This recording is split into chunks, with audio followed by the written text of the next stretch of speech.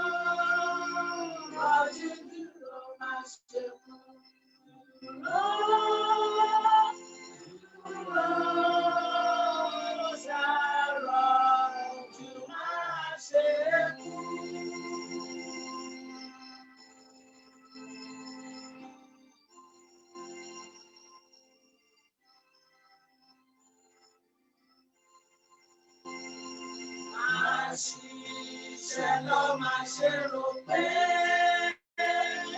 àpò gbàdúrà ẹ̀dùn rẹ̀. Ọjọ́ ìsinmi bọ̀ kọ̀ọ̀kan, sárọ̀ dúdúró máa ṣe kú. Sárọ̀ dúdúró máa ṣe kú. Sárọ̀ dúdúró máa ṣe kú.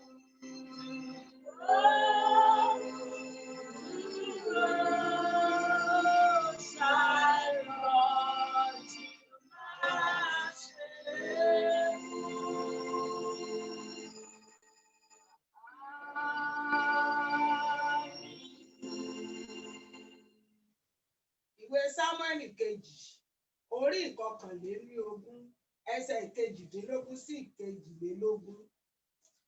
Ó sì ṣe lẹ́yìn èyí, ìjà kan sì tún wà láàrin àwọn Ísírẹ́lì àti àwọn Fílístínì ní Góbù. Nígbà náà ni Síbékáì ará Húṣà pa Sáfù, ẹni tí í ṣe ọ̀kan nínú àwọn òmìrán. Ìjà kan sì tún wà ní Góbù láàrin àwọn Ísírẹ́lì àti àwọn Fílístínì. Elianani ọmọ Jairi ará Bethlehem sì pa arákùnrin Gòláyátì ará Gátì, ẹni tí ọ̀pá ọ̀kọ̀ rẹ̀ dàbí ìdábò igi tí a fi hun aṣọ. Ìjà kan sì tún wà ní Gátì. Ọkùnrin kan sì wà tí ó gùn púpọ̀, ó sì ní ìka 6 ní ọwọ́ kan àti ọmọ ẹsẹ̀ 6 ní ẹsẹ̀ kan, àpapọ̀ rẹ̀ sì jẹ́ 24. A sì bí òun náà ní òmìrán. Nígbà tí òun sì pé Ísírẹ́lì ní ìjà, Jónátánì ọmọ Símei arákùnrin Dáfídì sì pa á. Àwọn mẹ́rẹ̀ẹ̀rin wọ̀nyí ni a bí ní òmìrán ní Gátì. Wọ́n sì ti ọwọ́ Dáfídì ṣubú àti ọwọ́ àwọn ìránṣẹ́ rẹ̀. Ògo ni fún Ọlọ́run lókè ọ̀run. Glory be to God in heaven. Mo ní ògo ni fún Ọlọ́run lókè ọ̀run o. I say glory be to God in heaven. Mo fẹ́ tún repeat ẹsẹ̀ méjì tó parí mi. I want to repeat the last 2 verses. Ìyẹn Sámúẹ́lì kejì orí ìkọkànlélógún ẹsẹ̀ ìkọkànlélógún àti ìkejìlélógún. 2 Samuel chapter 21 verse 20 and 21. 21 and 22. Verse 21 and 22. Nígbà tí òun sì pé Ísírẹ́lì níjà, Jónátánì ọmọ Símei arákùnrin Dáfídì sì pa á. Àwọn mẹ́rẹ̀ẹ̀rin wọ̀nyí ni a bí ní òmìrán ní Gátì. Wọ́n sì ti ọwọ́ Dáfídì ṣubú àti àwọn ìránṣẹ́ rẹ̀. And there was yet a battle in Gath, where was a man of great stature, that had one on every hand 6 fingers, and on every foot 6 toes, 24 in number. And he also was born to the giant. And when he defied Israel, Jonathan the son of Shimei, the brother of David, slew him. These 4 were born to the giants in Gath, and fell by the hand of David and by the hand of his servants. Àkórí àdúrà tá a gbàdúrà sí lónìí. The topic of the prayer that we are going to pray on today. Ó ní mo pè ní kò tí ì parí. It is not yet over. Ohun gbogbo tí ó ń sọ yìí. All that you are saying. Àlóhun gbogbo tó ń ṣe. And all that you are doing. Àti ní gbogbo tó ti ṣẹlẹ̀ sí ọ. And in all that has happened to you. Mo mọ̀ wípé ayé ti ṣèkà lótìítọ́. I know the enemy has done wickedly. Àní àwọn èèyàn ti ṣe worst tán lè ṣe. Human beings have done their worst. Àwọn ènìyàn ti ṣe búburúkú jùlọ. Human beings have done the worst past. Ṣùgbọ́n má gbàgbé o. But don't forget. Mo wí kẹ́lẹ́kẹ́lẹ́ sí ọ létí wípé. I say quietly into your ear that it is not yet over. Bébí ń pa ọ́ lónìí. If you are hungry today, kò tí ì parí. It is not yet over. O lè má ìrọ́nà lọ lónìí. You may have nowhere to go kò today. tí ì parí. It is not yet over. Àwọn kan torí pé àkókò tàwọn kan dé. Because some people's time has come, wọ́n ń ṣe ayé bí ìgbà táyé ò ní parẹ́ mọ́. they are doing as easy this world Má will bà not ọkàn end rẹ jẹ́ again. lórí eléyìí. Don't be sorrowful on this. Ìkàtán lè ṣe náà ń ṣe nù. This is the worst they could do. Kò tí ì parí o. It's not yet over. Ọlọ́run ti ṣètò God has planned àkókò fún àkókò bí irú eléyìí. for a time like this. Torí Ọlọ́run yóò gbé ìrànwọ́ dìde. Because God will raise help. Ọlọ́run yóò gbé bó ti ń ṣe dìde. And God will do in his usual Ọlọ́run way. yóò dìde fún àtìlẹ́yìn rẹ̀. God will rise up for your support. Ṣáà mọ̀ pé kò tí ì parí. Just to know that it is not yet Kò over. sẹ́nì kankan tó wà títí. There's no one that will Bíbélì exist jẹ́ ká for mọ̀ long. wípé The Bible made us to know kò sóògùn tí Dáfídì kọjú sí tó borí ẹ̀rù. there's no battle that David faced and it Àwọn yẹn àkàndá Ọlọ́run ni wọ́n. they are special made of God. Ọlọ́run dìídì mọ̀ọ́mọ̀ yọ̀ǹda wọn ni. God deliberately gave them. Ṣùgbọ́n má gbàgbé. But don't forget, Àwọn kan ń bọ̀ lẹ́yìn Dáfídì tí ó sì máa dára jù lọ. some people are coming behind David that will be. Àwọn kan wà lẹ́yìn Dáfídì tí a kà níbẹ̀ tán tún lágbára ju Dáfídì lọ. There are some people that were with David that we read in the Bible that Ṣé o they mọ are àwọn more tó ń sì powerful lo than àkókò him. wọn lákòókò yìí? The people that are using their time at this Tó ń time, lo ògo wọn lé ọ lórí. that they are using their Tó glory ń lo on ipá you, àti agbára wọn lé ọ that lórí. they are using their power and strength Àwọn kan over sì you. ń bọ̀ lẹ́yìn wọn tí ó tún lágbára Some are jù wọn still lọ. coming behind them that will be Inú powerful wọn than ló them. wà. You are part of them. Má bọkàn jẹ́. Don't be sorrowful.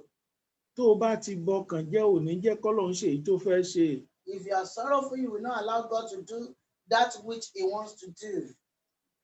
Eré pọ̀ There are a lot of race gbáyé. in this life. Àwọn tó ń sá tí wọ́n lọ la rí.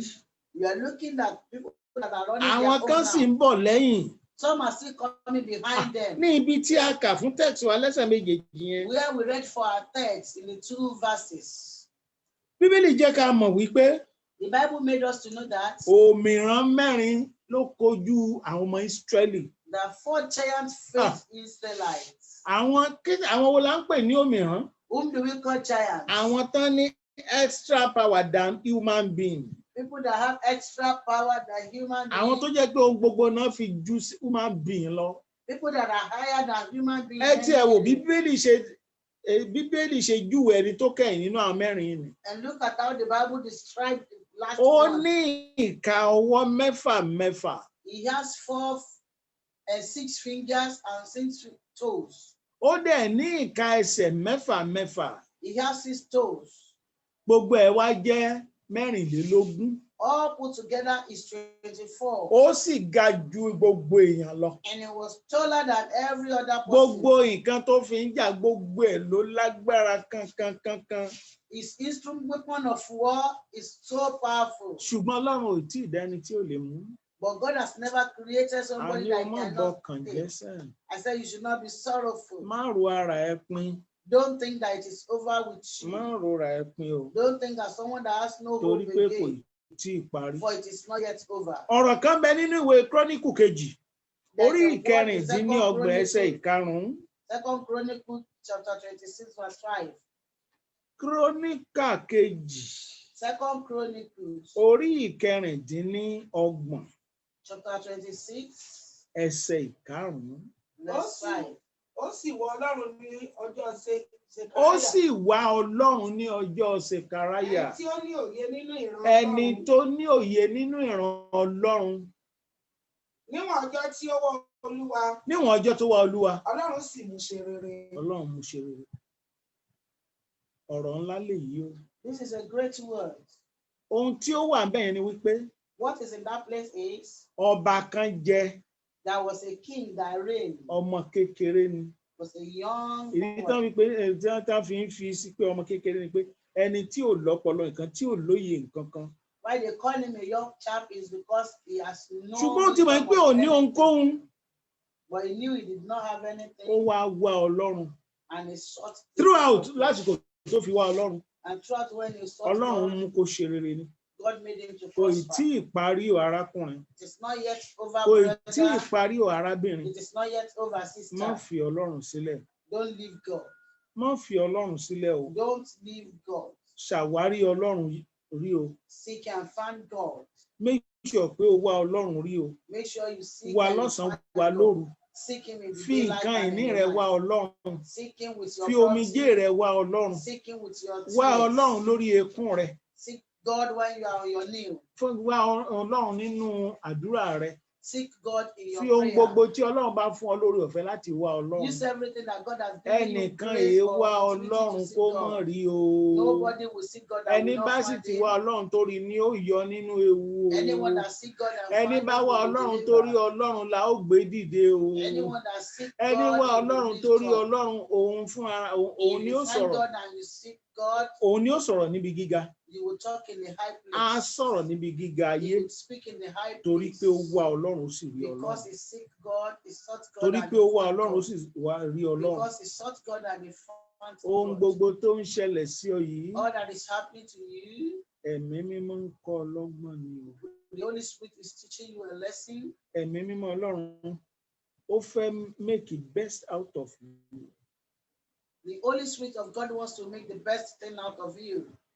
Ẹ̀mí mímọ́ Ọlọ́run The Holy Spirit of God ó fẹ́ mold ẹ̀ sóhun tó fẹ́. wants to mold you to what he wants. Ẹ̀mí mímọ́ Ọlọ́run The Holy Spirit of ó God fẹ́ ṣe ọ bó ṣe wù ú. wants to make you as if Ẹ̀mí mímọ́ Ọlọ́run the Holy Spirit ó of fẹ́ God, dá gbogbo ògo àti agbára lù ọ́. he wants to endow you with all power and Torí glory. ìdí èyí, Because of this, má bà ọkàn jẹ́, don't be sorrowful má sì bà ara rẹ jẹ́. and don't spoil your soul. Ẹ ó rí mọ̀ wípé kò sí ìgbà tí Ọlọ́run ò sí ní ìran Ísírẹ́lì. You will know that there's no time that God is not behind the Israelites. Ṣùgbọ́n bẹ́nìkan ti ṣe é lọ, ẹ náà tí ẹlẹ́nìkan ń dé. Note it when some are going, some are coming. Ní àkókò tí Dáfídì wà, During time David's era, kò sẹ́ni tó ń sọ̀rọ̀. nobody speaks. Kò sẹ́ni kankan tó lágbára bí tàwọn yẹn. Nobody is as powerful as he Kò is. sí ẹnikẹ́ni Nobody. tó bá ti lóun lọ jagun báyìí òun lọ náà nìyẹn. If he says he's going to battle, Tòdì he's ẹsẹ̀ going. tó jẹ́ pé táwọn ọ̀tá gan bá ti gbèrò ogun, tán bá ti mọ̀ pé ó ń bọ̀ wọ́n tètè máa ń sá lọ ni. And when the enemy perceive that he's coming, they will quickly run Torí away. ó jẹ́ àkókò ẹ̀rà tiẹ̀. Because that was his own era. Ṣùgbọ́n bó ti ṣe ń lọ, As he was òun going, lẹ rí nínú ibi tí a kà á nì. you see it where we read in Kí the ni verse scripture. 21 wí bẹ́ẹ̀? What says verse Ó ní 21? nígbà tí òun sì pe Ísírẹ́lì ní ìjà, nígbà tí òmìrán yẹn pe Ísírẹ́lì ní ìjà, ìyẹn òmìrán kẹrin tó pe Ísírẹ́lì ní ìjà, Jónátánì ọmọ Síméì arákùnrin Dáfídì sì pa á. Kí nìyẹn túmọ̀ sí? What is the meaning of that? Dáfídì ló ń ṣe gbogbo ẹ̀. David was the one doing everything, Ṣùgbọ́n but láì kú Dáfídì, while David was still làwọn alive, ọmọ Ísírẹ́lì ti sọ pé the má bá wa Israelites lọ sójú ogun mọ́. said, don't follow us to the The battle. time again. is now up. Àkókò tiẹ̀ ti tó. Your time is up. Jẹ́ kí ẹlòmíràn Let another person jẹ́ ó jáde sójú ìjà. go to the battle with us. Ẹlòmíì dẹ̀ jáde And another person jẹ́ came. mọ̀ kó tún pa òmíràn. Do you know that he Tó ń killed the túmọ̀ sí pé giant? kì í ṣe David nìkan ló pò mìíràn. Which means it's not only David that killed Arákùnrin the àti giants. arábìnrin. Brothers and Ìwọ sisters, tó rò tán ló gbà lọ kí wọ́n lè lògbà tiẹ̀ mọ́ gbà. they cannot use your own time with their Wọ́n own lè bí time. ọmọ tiẹ̀ mọ́ tiwọn. They cannot have your own Wọ́n lè children fi with ọkọ their tiẹ̀ own. mọ́ tiwọn. They cannot Wọ́n marry lè your fi own aya husband tiẹ̀ with mọ́ their tiwọn. own. They cannot Wọ́n marry lè your wife lògo with their tiẹ̀ own. mọ́ tiwọn. They can't use your own Wọ́n glory with lè their lo own. agbára tiwọn mọ́ tiẹ̀. They cannot use your own power Kò with their kò own. possible. There is no Wọ́n ń lo possible. tiwọn nìyẹn. They are using their own. That is their own. Tiẹ̀ ti ń bọ̀ báyìí. Yours is Ìwọ ni coming. kó o para mọ́. You should keep Ìwọ ni kó o yourself. tún àkọ́ ara rẹ ṣe. You should take care of Ohun tó o bá yourself. nídìí ìwọ ni kó o béèrè fún. Ask for whatever you need. Ohun tó o bá mọ̀ pé ó máa wúlò fún ọ, ìwọ ni kó o lò fún. Whatever you think will be Torí useful for pé you, ask for it. ẹlòmíì dìde lẹ́yìn Dáfídì. For someone Ó stood lágbára after jù David, lọ. he was Ó powerful máìtì than jù him. lọ. He was Ó mighty bẹ́tà ju than Dáfídì him. lọ. He was Ó better sá than eré David. yẹn ju Dáfídì lọ. He ran the race more than David. Torí pé ẹ̀rà àti Dáfídì ti lọ. Because David's era has gone. Tiẹ̀ náà ló kàn báyìí. It's now your turn. Ìwọ ò wúlò ju tàwọn tó ṣíwájú rẹ.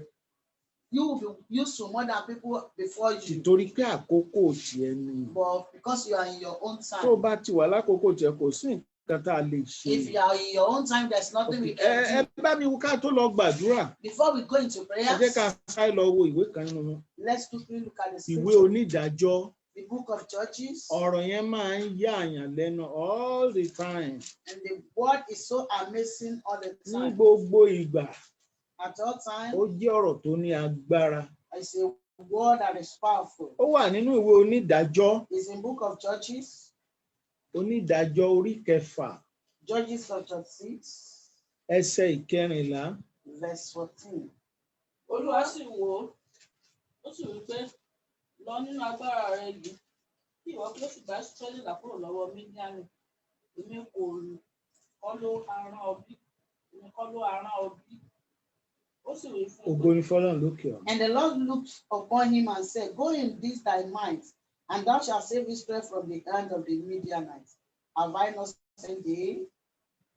Ọ̀rọ̀ ńlá mọ̀ ló jáde yìí This is a great word ní sí Gídíónì. unto Gideon. Gídíónì tó ń kùn tó ń sọ pé báwo ni ìyà ṣe ń jẹ wá bí eléyìí. Gideon that was murmuring that why are we being Àṣẹ. suffering like this? Àṣẹ Ọlọ́run kùkù ẹ̀ lọ́wọ́ ni Ọlọ́run ń bèkì ẹ̀ lọ́wọ́ Not ni. knowing that God was baking him. Ọlọ́run ń ṣe àwọn nǹkan tó lágbára nínú ayé ẹ̀ ni. God is doing so many things Ìgbà that kan are wà powerful tí in his Gídíónì life. bá ti gbọ́ There was a pé ọ̀tá time ń bọ̀, if Gideon heard that the enemy are coming, jẹ́ mọ̀ wípé You know that. àṣà farapamọ́ ni. he will run away and hide Torí kò himself. ní ọgbọ́n kò ní agbára tó lè fi fèsì. For he does not have wisdom nor power by which he can face them. Ọjọ́ ni ọjọ́ tí áńgẹ́lì Ọlọ́run yọ sí. A great and powerful Pé day that the arákùnrin, angel of God appeared unto Ẹ́rà him. àwọn tó ti lọ ló ń sọ yẹn The brother you are talking about, the people that have gone pé earlier, wọ́n ń jẹ yín níyà. that they are afflicting Ṣùgbọ́n you. mo ti gbé agbára wọ̀ bá àkókò tiẹ̀ ti dé. It is your own time I've endowed you with Wá your power. dìde nínú agbára báyìí. Now stand in your strength Kó wá your gba power, Ísírẹ́lì kalẹ̀. and deliver the Israelites. Ṣùgbọ́n nǹkan kan ló ṣe o. But you are going to do something. Ohun tí ò ní jẹ́ kọ́lọ́run ó ṣiṣẹ́. What will not allow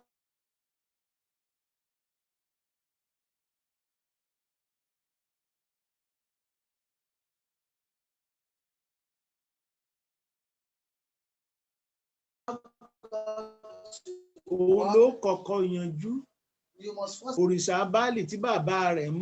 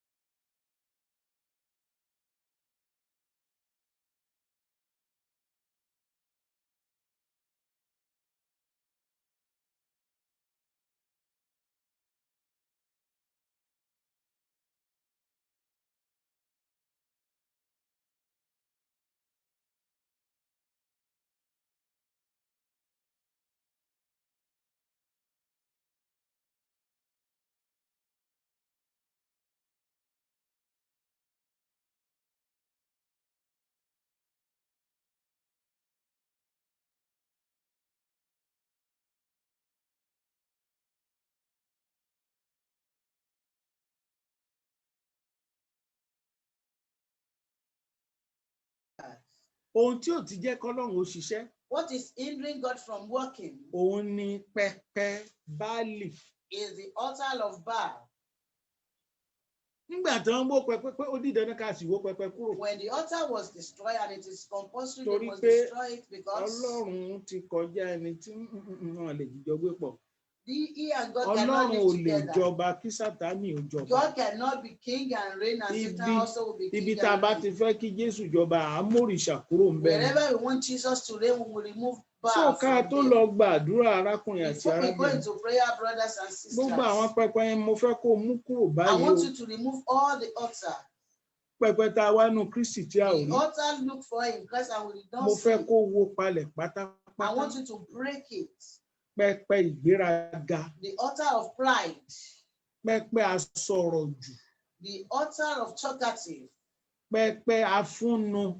the altar of arrogancy, Pẹpẹ tá a wá Kristi ń bẹ̀ tá ò rí. The altar that Christ is not found there, mo fẹ́ kó o wó lulẹ̀ I báyìí. want you to demolish it. Mo fẹ́ kó o wó lulẹ̀ I báyìí. want you to demolish Rí it. ara rẹ bí ẹni tí ò pé o. See yourself as a one that is not Ohun complete. tí ò pé and is lára not rẹ perfect. jẹ́wọ́ rẹ̀ fún Ọlọ́run. That which is not perfect in you, confess it Kí to Ọlọ́run God, fún ara rẹ̀ kó lè sọ ọ́ di pípé. so that God himself can turn you to a perfect Nígbà person. tí ó bá ti sọ ọ́ di pípé, When he turns you to a perfect person, wàá lè ṣe ohun tó bá yẹ kó o ṣe. you'll be able to do what you're supposed to do. Ọlọ́run á lè ṣèyí tó wù nínú ayé rẹ God will then do whatever pleases torí him kò in your tí ì life, parí. for it is not yet over. Ẹgbọ́n nǹkan tí ẹsẹ̀ kẹrìnlá ní wí. Ó ní Olúwa sì wò ó sì wí pé lọ nínú agbára rẹ. And he Yeah. said, look at him and said, Kí ìwọ go tó in this thy mind, lọ nínú agbára rẹ yìí. go in this thy mind. Kí la ń pè ní kéèyàn lọ nínú agbára What do yìí? we call go in this thy mind? Kéèyàn wà kó lọ discipline ara ẹ̀ ni o. Is go and discipline himself. Báwo la ṣe ń discipline ara ẹ̀ ni? How do you discipline yourself? Bí a ti ṣe ń ṣe ni wípé kí ni nǹkan náà tí Ọlọ́run sọ pé kò dára? What is it that God says is not good? Ó di dandan kó mú kó lágbára.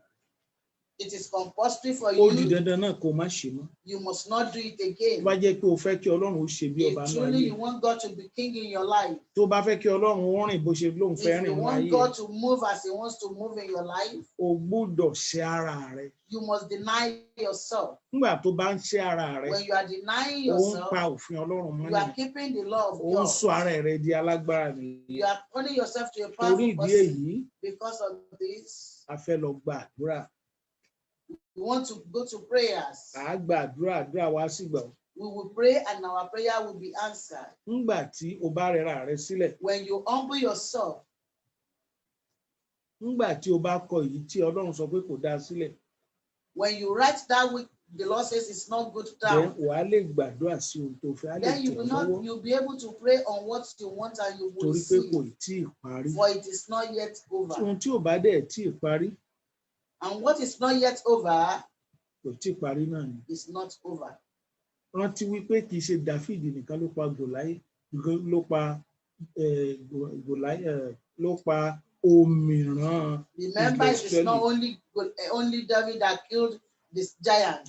Ó túmọ̀ sí pé ìwọ náà ní rere tí o sì lè ṣe lóde It means àgbáyé. you have a good things to do in life Ìwà náà á dẹ̀ ṣe rere yẹn. and you will prosper. You will Láti do it. ọjọ́ tí aláyé ti dáyé, Since the establishment ní of the world, ní àwọn òmìrán Gátì that the giants of Gath, náà ti jẹ́ ọ̀tá fún Ísírẹ́lì. they are enemies for Israelites. Ohun gbogbo tí wọ́n náà ní yàtọ̀. They have their things separately. Látọjọ́ tí aláyé ti dáyé ni o. Since the inception of this world, Ṣùgbọ́n Ọlọ́run máa ń dójú tì wọ́n ni. but God do put them to shame. Ọlọ́run á tẹ̀síwájú láti máa gbé àwọn èèyàn dìde. God will proceed in raising people Nítorí pé ìwọ ló kàn báyìí. because you are the next person. Ìwọ ló kàn báyìí tán ó gbé dìde. It is your turn to be elevated. Kàn make sure pé o deny ara ẹ. Just make sure you deny yourself, Yára rẹ sọ́tọ̀. separate yourself, Para rẹ mọ́. keep yourself, Ṣe bọ́lọ̀ ń ṣe ní kó o ṣe. do whatever God asks you Even to do. Ọlọ́run á ràn ọ́ lọ́wọ́ lórí àwọn òmíràn yìí. God will help you on the giant. Ọlọ́run fún ara rẹ̀ á ràn ọ́ lọ́wọ́. God will help you. Òmíràn wo ló ń dààmú rẹ ló ń dààmú ilé yín? Which giant is disturbing you and your Òmíràn wo home? ló ń dààmú rẹ ló ń dààmú iṣẹ́ rẹ? Which giant is disturbing you and your work? Òmíràn wo ló ń dààmú rẹ tó ń dààmú àwọn èèyàn rẹ? Which giant is disturbing you and your children? Ipa Ọlọ́run ó wọnú ayé rẹ láti The power ṣẹ́gun of God will enter your life today ní agbára Kristi. by the power of Christ, Òmíràn ò sì ní halẹ̀ mọ́ ọmọ. and the giant will not threaten you A fẹ́ lọ again. gbàdúrà We báyìí. want to pray now, Ògo Ọlọ́run á sì àánú ayé. and the glory of God will be seen in Mo your fẹ́ life. kó o kọ́kọ́ pe orúkọ Jésù I want nígbà you to mẹ́ta. first call the name of Jesus. Ọlọ́run mo 3 times. dúpẹ́ o Lord, I thank pé títí di you àkókò yìí mi ò sọnù. that up until now, Ìbá jẹ́ pé mo ti sọnù. I'm still alive. Ìbá Assuming má I'm lè lost, rí tèmi ṣe. I will not be able Ṣùgbọ́n to mo yìn ọ́ pé prosper. mi ò But sọnù I wájú thank rẹ you o. for I'm not lost in Mo your dúpẹ́ presence. fún àkókò yìí o. I thank you for Mo this fẹ́ kó o porúkọ moment. Jésù nígbà mẹ́ta. I want you to Kó o call the bẹ̀rẹ̀ name sí of ní Jesus dúpẹ́. 3 times and Ọlọ́run begin ó to ṣé give thanks. pé o gbé ikú fò mí dá. Lord, I Ọlọ́run ó ṣé thank you tó gbé àìsàn fún mi dá. because you Ọlọ́run ó exempt ṣé me from tó sickness jẹ́ ń and sọ death. tó jẹ́ ń You ṣẹ̀sín. exempt me Ọlọ́run ó from ṣé being put to tó shame. jẹ́ kí ìdààmú ó borí mi. You did not allow Ọlọ́run ó evil ṣé to befall tó jẹ́ ń me. wà láyé títí di òní. Lord, you Ọlọ́run ó present ṣé me to this lórí moment ìrìn àjò ayé mi. over the journey Ọlọ́run of ó my ṣé life. Lord, lórí I bó thank ṣe ń ṣe you ilé ayé mi. over what you are Ọlọ́run doing mo in my bẹ̀ life. ọ́. Lord, I Ọlọ́run mo implore yàn you. ọ́ Lord, I lórí ohun gbogbo praise tó you ti ń over ṣẹlẹ̀ sí all mi. that is Lórí ohun happening gbogbo to tó ti me, ń ṣẹlẹ̀ sí over mi. what has been Lórí happening lẹ́kùn to tí me, mo wà yìí over Ọlọ́run. the level that I Ọlọ́run am mo in. Lord, dúpẹ́ I praise pé you àkókò tèmi ti that dé. my time has Pé come. àkókò tèmi ti That dé. my time has Ẹ ṣé o come. bàbá. I thank you, Ẹ ṣé Lord. o bàbá. I Ó thank yá you, Lord. àdúrà ọpẹ́ ní orúkọ Jésù. Ní orúkọ Jésù. Ní orúkọ Jésù. Gbogbo ohun tó ń bẹ lóde àgbáyé ló ní ìgbà àti àkókò. Mo yìn ọ́ pé o jẹ́ kákòókò tèmi ó ṣojú mi. Ọ̀pọ̀lọpọ̀ ti máa ń kú ṣáájú àkókò wọn. Kákòókò ẹlòmíì tó dé á ti di ìdàkudà. Ṣùgbọ́n mo yìn ọ́ lórí ọ̀rọ̀ ayé mi pé o tì mí lẹ́yìn. O ṣàánú fún mi. Títí di àkókò yìí mo ń bẹ níwájú rẹ. Ẹ mà ṣé o bàbá mi elérè ayọ̀. Ẹ jẹ́ n kú ṣáájú ògo mi. Ẹ jẹ́ n rẹ̀ dànù ṣáájú ògo mi. Ẹ jẹ́ kọ́mọ aráyé kó ti rá mi mú ṣáájú àkókò yìí Ọlọ́run. Àkókò rèsì tèmi rí Ọlọ́run mo dúpẹ́. Pé ìwọ náà ló sustain títí di àkókò yìí. Pé o dá mi sí títí di àkókò yìí. O jẹ́ kómi ayé ó gbé mi lọ. O jẹ́ kómi ènìyàn ó gbé mi lọ. O jẹ́ káyé ó sọ mí nù. O jẹ́ kéènìyàn ó sọ mí nù. O jẹ́ kórìí mi ó burú. O jẹ́ kẹ́lẹ́dàá mi ó gbàbọ̀dè. Ọlọ́run ó ṣé o. Ọlọ́run ó ṣé o. Ènìyàn ìbá máa yìn Olúwa fún oore rẹ̀ lórí gbogbo àwa ẹ̀dá. Ọpẹ́ ìyìn àtọ̀lá ni mo mú wá o bàbá. Ẹ ṣé Ọlọ́run. Bàbá mi ẹ ṣé o. Bàbá mi elérè ayọ̀ mo dúpẹ́ o. Jésù Olúwa wa kò tí ì parí. It is not yet over. Nígbà tí àkókò David ò tí ì dé, When the time of David was not yet, a fi pamọ́ sínú oko. he was hidden in the farm. Ó in ń the wilderness. bójútó àwọn ẹran He was ọ̀sìn. taking care of animals. Ìbá jẹ́ pé ilé la fi pamọ́ sí ni. Assuming he was kept at home, Gbogbo rẹ̀ tó dé náà ó ti pa á. he would have been killed before his Ohun tí mo glory. ń sọ fún arákùnrin àti What arábìnrin, I'm telling you, brothers and mo fẹ́ kó sisters, dúpẹ́ lọ́wọ́ Ọlọ́run.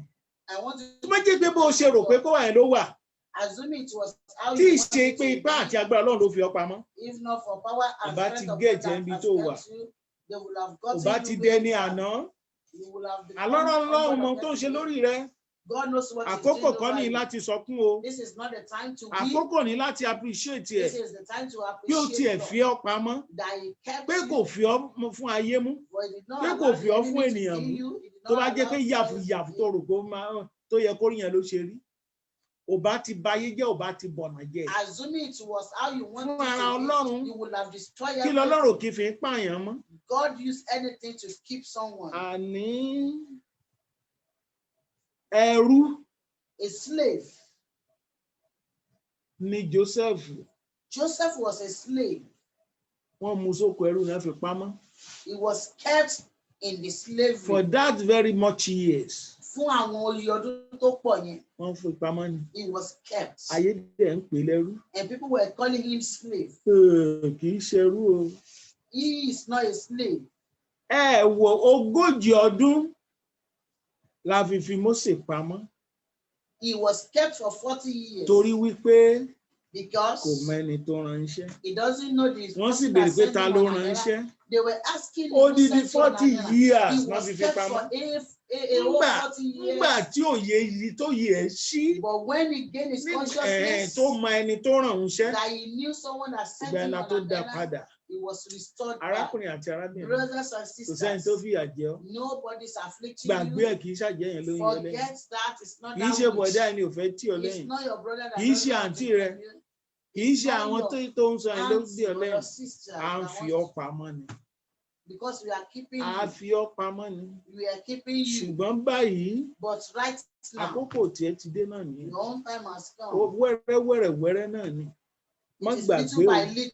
Don't nígbà forget, tí David jáde when David came out, tó kúrò lóko that he left the kì í farm. ṣe ààfin ló lọ straight o He didn't go to the kì í ṣe palace pé ó lọ straight. jọba straight o He did not ó become la king àwọn straight. nǹkan kan kọjá He passed through some torí pé à ń things kọ́ lọ́wọ́ because he was being ìwọ náà trained. ní pé torí pé à ń kọ́ ọ lọ́wọ́ You too, because you à are ń being sè ọ lọ́wọ́ trained, you are being baked, ò ń la nǹkan kan kọjá you are passing through ó lè something. jẹ́ gbèsè It may be debt. ó lè jẹ́ ọmọ ọ̀dọ̀ ló ń ṣe It may be that you ó are lè a máa ṣe nǹkan servant. kan kó má tiẹ̀ rújú You may be doing it and will Ọlọ́run not fi ọ́ know. pamọ́ ni God is mo keeping fẹ́ kó you. dúpẹ́ lọ́wọ́ I Ọlọ́run want you to give thanks to God. pé kó porúkọ Jésù gbà mẹ́ta You call the name fún àwọn of ọdún Jesus. wọ̀nyí Ọlọ́run For this years, Lord, tó fi mí pamọ́ that you kept me. mo dúpẹ́ pé o dẹ̀ ṣọ́ mi I thank you for mo protecting dúpẹ́ pé o me. dẹ̀ ṣọ́ mi I thank you o because dẹ̀ you jẹ́ kẹ́mi mi ó protected bọ́ me.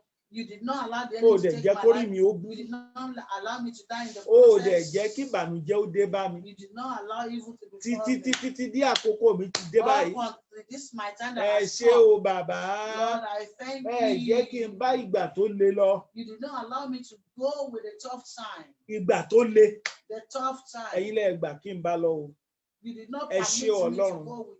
ó yẹ àdúrà ọpẹ́ ní orúkọ Jésù ní orúkọ Jésù ní orúkọ Jésù ìgbà tó le ìwọ ló pa mí mọ́ ìwọ ló kó mi yọ èmi gan ò mọ̀ pé mi ò ní bọ́ èmi gan ò mọ̀ pé mi ò ní rá síbẹ̀ èmi gan ti gbàgbọ́ pé mo máa sọnù síbẹ̀ ni ṣùgbọ́n ìgbà tó gbé ṣíṣe rẹ dé Ọlọ́run kẹ́lẹ́kẹ́lẹ́ ló dẹ̀ ń yọ mí nínú ọgbun tí mo wà nínú wàhálà tí mo wà nínú òfò àti òṣì tí mo wà èmi tí ayé ti gbàgbé èmi tí èèyàn ti gbàgbé èmi tán ti write it off èmi tèmi gan fúnra mi ò tiẹ̀ lè èmi ò rántí pé mo tún lè ṣe rere mọ́ èmi ló wá gbógo àkókò yìí fún Ọlọ́run o ṣé o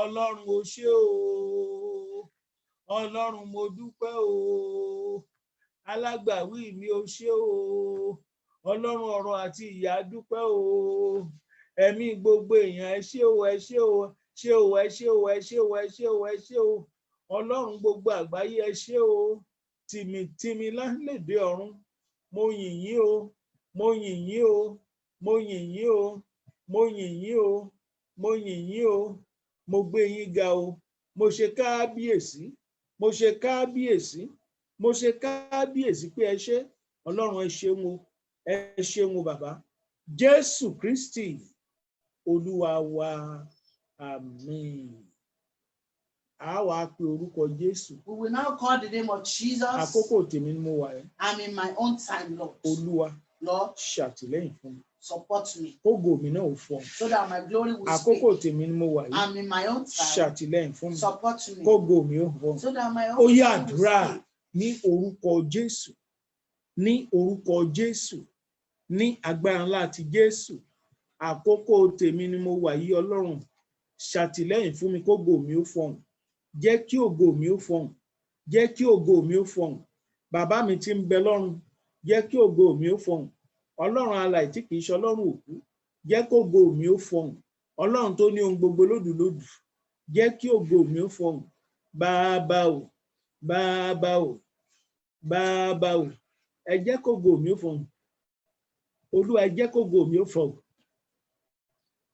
ayérayé ẹ jẹ́ kí ògo mi ó fọhùn láàrin ẹgbẹ́ mi ẹ jẹ́ kí ògo mi ó fọhùn láàrin ọgbà mi ẹ jẹ́ kí ògo mi ó fọhùn láàrin ìdílé mi jẹ́ kí ògo mi ó fọhùn Olúwa jẹ́ kí ògo mi ó fọhùn mo ti dé síwájú rẹ báyìí Ọlọ́run mo ti dé sọ́wọ́ rẹ báyìí Ọlọ́run ògo mi ni kó jẹ́ ó fọhùn ògo mi ni kó jẹ́ ó fọhùn ògo mi ni kó jẹ́ ó fọhùn ògo mi ni kó jẹ́ ó fọhùn torí pé kò tí ì parí Ọlọ́run jẹ́ kó ògo mi ó fọhùn Ọlọ́run jẹ́ kó ògo mi ó fọhùn ayérayé jẹ́ kó ògo mi ó fọhùn Jésù Kristi Olúwa wa ẹ pe orúkọ Jésù ní ìgbà mẹ́ta You will call the name of Jesus 3 times nítorí kò tí ì parí because it is not yet over. fàyè gbà mí Don't make room for me torí kò tí ì parí because it's not yet over. fàyè gbà èmi náà Make room for me also. fi àyè gbà èmi náà Make room for me àní also. nítorí kò tí ì parí for it is not yet torí pé kò over. tí ì parí. Because it is Ọlọ́run not fi yet àyè gbà over. mí. Ọlọ́run fi àyè gbà mí. Lord, make room for me. Ọlọ́run fi àyè gbà mí. Lord, make Ó room yẹ for àdúrà me. bẹ́ẹ̀ ní orúkọ Jésù, ní orúkọ Jésù, ní agbára ńlá ti Jésù, ní ìgòkèrè ọ̀run Jésù. Olúwa fi àyè gbà mí. Bàbá mi tí ń bẹ lọ́run, ẹ fi àyè gbà mí. Lọ́sàn-án àti lóru, ẹ fi àyè gbà mí. Ẹ má jòjú ó tì mí. Ẹ fàyè gbà mí Ọlọ́run. Ẹ fàyè gbà mí Ọlọ́run.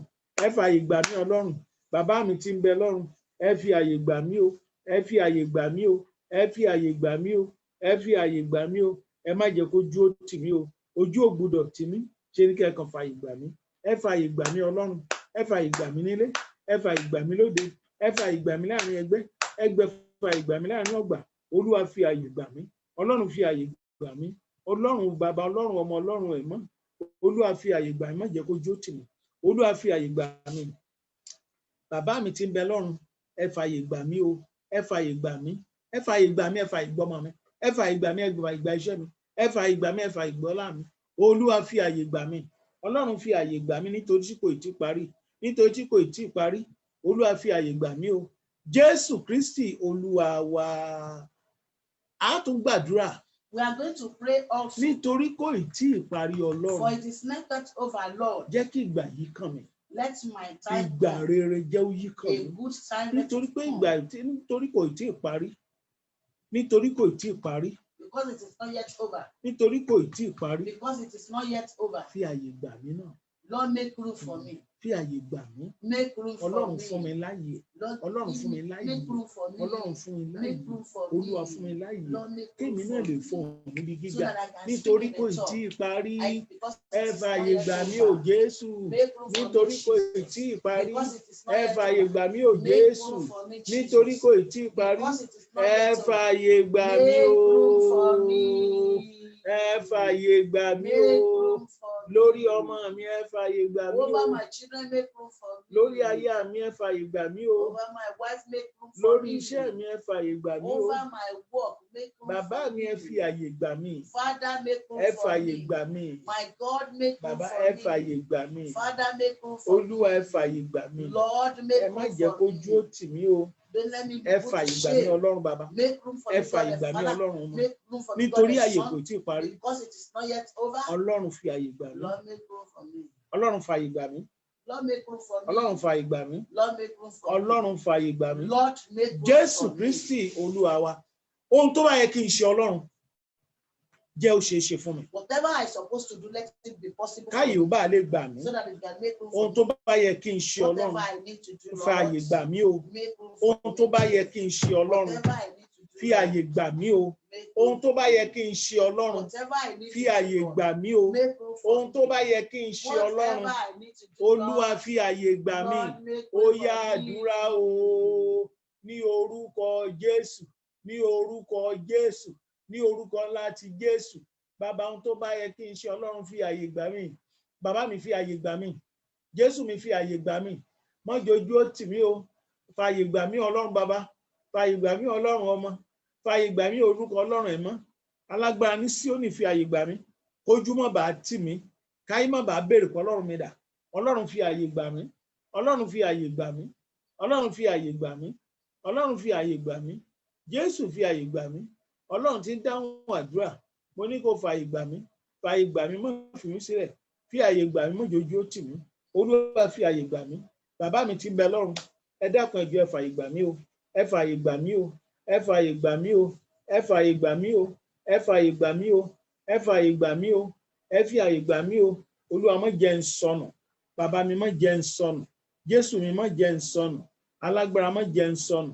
Ẹ̀mí àwọn wòlíì má jẹ́ n sọnù. Ṣé ní kẹ́ ẹ fàyè gbà mí? Ṣé ní kẹ́ ẹ fàyè gbà mí? Ẹ má jẹ́ n ṣẹ̀sín. Ẹ má jẹ́ n pẹ̀sín. Ẹ má jẹ́ orí mi ó burú.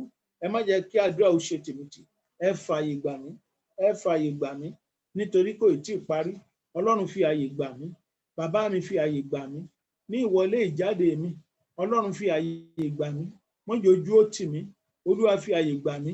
Bàbá alágbára gíga lóde ọ̀run. Olúwa fi àyè gbà mí o. Olúwa fi àyè gbà mí o. Bàbá o. Bàbá o. Ẹ fàyè gbà mí. Ẹ fàyè gbà mí o. Ẹ fàyè gbà mí. ẹ fààyè gbà mí o, ẹ fààyè gbà mí, ẹ fààyè gbà mí o, ẹ fààyè gbà mí, ẹ fààyè gbà mí o, ẹ fààyè gbà mí, ẹ fààyè gbà mí, ẹ má jẹ́ ojú ó tì mí o, ẹ má jẹ́ kí ibi ó bá mi o, ẹ má jẹ́ káṣírí mi ó tú o, ó ti rí bẹ́ẹ̀ ná, ògo ni fọ́lọ́run lókè ọ̀run. Jésù Kristi Olúwa wa, àmín. Kò tí ì parí. It is not yet over. Kò tí ì parí. It is not yet over. Ẹ sọ fún Olódùmarè. Tell the Almighty. Bàbá. Father. Jẹ́mi náà ò ní gbà. Let me have my own Jẹ́ time. kémi náà ò lò gbà. Let me use my Jẹ́ ń season. lò gbà. Let me use my Jẹ́ ń lò season. gbà. Let me use Mú my mi lò season. gbà. Let me use Lóde my àgbáyé mú season. mi lò gbà. In this life, Lẹ́nu let me iṣẹ́ use mi mú my mi lò season. gbà. At my place Nínú of work, ilé ara let me mi use jẹ́ ń my lò in my gbà. own home, let me Nínú use my season. lórí nílé àná jẹ́ ń lò gbà. In my in-laws house, let me use my Nílé season. aya jẹ́ ń lò gbà. In my work Nílé house, ara mi let jẹ́ ń me lò use my gbà. season. Olúwa My fún mi own ní home, let ìgbàlù. me use my season. Olúwa fún mi ní Lord, give ìgbàlù. me a season to Olúwa choose. fún mi ní ìgbàlù. Lord, give me a Alágbára ńlá season fún mi to ní choose. ìgbàlù. Mighty Ìwọ one, lọba give tó me a pọ̀ season nípa to àti choose. agbára. You are the Fún mi ní one that ìgbàlù, is mọ́ fi mí mighty. sílẹ̀. Give me, Olúwa fún mi ní ìgbàlù. give me my own Olúwa time fún to mi ní ìgbàlù. use. Don't leave Ayérayé me, inú don't àwọn ọ̀run forsake fún mi ní me. ìgbàlù. Heavenly Mo bẹ̀ ọ́ o. one, I Olúwa fún mi implore ní you, ìgbàlù. give me Bàbá my fún own mi ní season ìgbàlù. to use. Jésù Give me fún my mi own ní season ìgbàlù. to use. Torí Give pé me kò my tí ì own parí. season. For Jésù it is not Kristi yet Olúwa over. wa. Olúwa sọ fún mi wípé The Lord says that ká ṣe bí eléyìí gbàdúrà. Ẹ̀yin we ọkàn should yẹ pray porúkọ this way. Jésù nígbà mẹ́ta. Call the name of Jesus 3 times. Ìgbà tèmi. My own time and Orí season. olórí ò gbọdọ̀ lò ó. Another person must not Èmi use ni ó it. lo ìgbà I tèmi. will be the one that will use Mú mi my lo own ìgbà season. tèmi. Make me use my Ó own yá season. àdúrà ní orúkọ Jésù, ní orúkọ Jésù, ní orúkọ ńlá ti Jésù. Olúwa mú mi lògbà tèmi o. Bàbá mú mi lògbà tèmi o. Alágbára mú mi lògbà tèmi o. Jésù mú mi lògbà tèmi o. Bàbá mi tí ń bẹ lọ́run, Olúwa mú mi lògbà tèmi. Bàbá ayérayé mú mi lògbà tèmi. Jésù mú mi lògbà tèmi. N ó kúkú yìn ọ́. Ògo ni fọ́lọ́run lókè ọ̀run. Ògo ni fọ́lọ́run lókè ọ̀run. Jésù Kristi Olúwa wa. Má ní ọkàn ìbànújẹ́. Don't have a sorrowful heart. Má ní ọkàn ìbànújẹ́. Don't have a sorrowful heart. Ọlọ́run tó ní ayé àti ọ̀run The God of a universe á mú ọ lògbà tìrẹ. will make you to use your Gbà own lónìí pé time. kò sẹ́ni tó máa lògbà ẹ̀. We live today that no other person will Ọmọ use tó your bí own kò sẹ́ni time. tí ò bá ọ bí. The child you will have, nobody will have it Ọkọ rẹ for kò you. sẹ́ni tí ò bá ọ fẹ́. Nobody will marry your husband for you. Iṣẹ́ rẹ wọn ò ní bá ọ And that ṣe. your work, they will not do it on O your nígbà behalf. tó lò torí kò tí ì You have parí. a time that you are going to use. Olúwa jẹ́ n rí ìgbà mi lò. Olúwa jẹ́ kí n rí ìgbà mi Lord, lò. let me use my own season. Olúwa jẹ́ kémi ó rí lò. Lord, let me use my own season. Olúwa jẹ́ kí n rí lò. Lord, let me make me Bàbá use my own tì mí season. lẹ́yìn kí n rí ìgbà mi lò. Support Ó me yá use àdúrà my own bẹ́ẹ̀ season. ní orúkọ Jésù. Olúwa jẹ́ n rí ìgbà mi lò. Ìgbà tó ti ṣèlò rí fún mi. Ìgbà tó ti ṣètò fún mi. Olúwa jẹ́ n rí lò. Olúwa jẹ́ n rí lò. Olúwa jẹ́ n rí lò. Olúwa jẹ́ n rí lò. Olúwa jẹ́ n rí lò. Bàbá mi tí ń bẹ lọ́run jẹ́ n rí lò. Ọlọ́run tí ń dáhùn àdúrà jẹ́ n rí lò. Mo bẹ̀ ọ́, mo tútù ọbẹ̀ mi. Jẹ́ n rí ìgbà tèmi lò. Ìgbà tèmi gangan Olúwa jẹ́ n rí lò. Má jẹ́ kó jó tì mí. Màá kúkú yìn ọ́. Ògo ni fọ́lọ́run lókè ọ̀run. Jésù Kristi Olúwa wa. Ní orúkọ Jésù. Ní orúkọ Jésù. Ní orúkọ Jésù. Gbogbo ẹ̀yin tẹ́ ẹ rò pé ó ti tán. Mo forúkọ Jésù sọ sínú ayé pé kò ì tí ì tán o. Ó nígbà tó lò. Ìgbà rẹ wà tó lò. Orí olórí ò ní bá ọ lò ìgbà rẹ o. Ohun gbogbo tí ayé ti gbé mọ́ ọ lọ́wọ́, Ọlọ́run kó gbà fún ọ padà. Ọlọ́run kó gbà fún ọ padà. Ohun tán ti gbà mọ́ ọ lọ́wọ́ tí wọ́n gan ò tiẹ̀ bìlíù kó tún lè rí mọ́. Ṣùgbọ́n Ọlọ́run tó ń bẹ lọ́run á gbà fún ọ padà sẹ́ẹ̀. Ìní rẹ tí ayé ti gbà lọ́wọ́ rẹ, ohun ìní rẹ tí ọkùnrin tàbí obìnrin ti gbà lọ́wọ́ rẹ, Ọlọ́run kó dá padà fún ọ. Ọlọ́run kó dá padà fún ọ. Ẹ̀mọ́ kó dá padà fún ọ. Ọlọ́run tí ń dáhùn àdúrà, mo ní kó dá padà fún ọ. Ọlọ́run tó ní agbára lórí ohun gbogbo, mo ní kó dá padà fún ọ. Àní ohun tí èèyàn gbà lọ́wọ́ rẹ, ohun tí ayé gbà lọ́wọ́ rẹ, ó yá gbà á padà. Ó yá gbà á padà. Ní orúkọ Ọlọ́run Bàbá, gbà á padà. Ní orúkọ Ọlọ́run Ọmọ, gbà á padà. Ní orúkọ Ọlọ́run, mo ní kó gbà á padà. Gba ẹ̀tọ́ rẹ padà. Gba ògo rẹ padà. Gba iyì rẹ padà. Torí pé kò tí ì parí. mo ní gba ìní rẹ padà. Ojú ò ní tì ọ́ o, ojú ò ní tì ọ́ o, ojú ò ní tì ọ́ o, ìbànújẹ́ ò sì ní jẹ́ tiẹ̀. Ọlọ́run olùrànlọ́wọ́ kó ràn ọ́ lọ́wọ́. Ọlọ́run kó ràn gbogbo yín lọ́wọ́ bí ẹ ti ṣe ń gbìyànjú láti tẹ̀síwájú lórí ọ̀rọ̀ ayé yín. Ẹ gba ìrànlọ́wọ́ lọ́dọ̀ Ọlọ́run bàbá, ẹ gba ìrànlọ́wọ́ lọ́dọ̀ Ọlọ́run ọmọ, ẹ gba ìrànlọ́wọ́ lọ́dọ̀ Ọlọ́run ìmọ́. Kọ́lọ́run bàbá kó ràn yín lọ́wọ́, kọ́lọ́run ọmọ kó ràn yín lọ́wọ́, kọ́lọ́run ìmọ́ kó ràn yín lọ́wọ́, kó ṣàtìlẹ́yìn fún yín. Bàbá mi tí ń bẹ lọ́run, bá mi ṣàtìlẹ́yìn fún àwọn ọmọ rẹ̀. Ọlọ́run á ṣàtìlẹ́yìn fún yín. Ojú ò ní tì yín, ẹ ní bọ́ sọnù, ẹ ò ní rà. Lórúkọ Jésù, ẹ ní sọnù, ẹ ò ní rà, ẹ ò ní sọnù, ẹ ò ní rà o. Ọlọ́run á wà pẹ̀lú yín, á jèmí ni fún yín. Ilé yín á rójú, ẹ̀dẹ̀ yín á ráyè, ọkàn yín á balẹ̀. Ọlọ́run á fi ẹ̀mí gígùn àtàlàáfíà á fi ta gbogbo yín lọ́rẹ. Ọlọ́run á fi ẹ̀mí gígùn àtàlàáfíà á fi ta gbogbo yín lọ́rẹ. Mo ní kí Ọlọ́run kó fi ẹ̀mí gígùn àtàlàáfíà kó fi ta gbogbo yín lọ́rẹ. Kójú ó má tì yín, kíbi ó má bá yín, kẹ́ ẹ má jábọ́, ká lè yìn bàbá. Ògo ni fọ́lọ́run lókè ọ̀run o. Jésù Kristi Olúwa wa. Àmín, àmín, àmín lórúkọ Jésù. Jẹ́ ká farabalẹ̀ fún àwọn ìfilọ̀ wa. Let's listen to our announcements. Ọlọ́run tó ní ayé àti ọ̀run á mú kí àdúrà wa ó gbà. God of the universe will make our prayer to be answered. À ń sọ nígbà gbogbo pé We are saying all the bí time, ẹnikẹ́ni bá ní ọ̀rọ̀ láti bá mi sọ, if you need prayer or counseling, láìní wà ń bẹ̀. my line is on the screen. Ẹ lè pè mí tàbí kẹ́ ẹ kọ́. You may call me or send text message. Tẹ̀jíṣẹ́ fún mi. Text message. Lórúkọ Jésù, ojú òní tì yín. In Jesus' name, you will not shame. Màá dá yín lóhùn I will answer you lórí ohun tí ò bá yé tàbí tó fẹ́ mọ̀ sí. over what you don't understand or you Then want to know. síwájú sí i. We are in a dangerous time in this nation Torí and in the universe. torí ìdí èyí, Because of this, ẹ jẹ́ ká pàṣẹ kí wọ́n bá fún wa mú. let's keep the law given Ẹ to jẹ́ ká us. fi nǹkan bomú wa. Let's cover our nose. Ẹ jẹ́ ká jìnnà síra. Let's maintain our social distancing. Ẹ jẹ́ ká mọ ibi tí a ó wọ̀. Ẹ má jẹ́ ká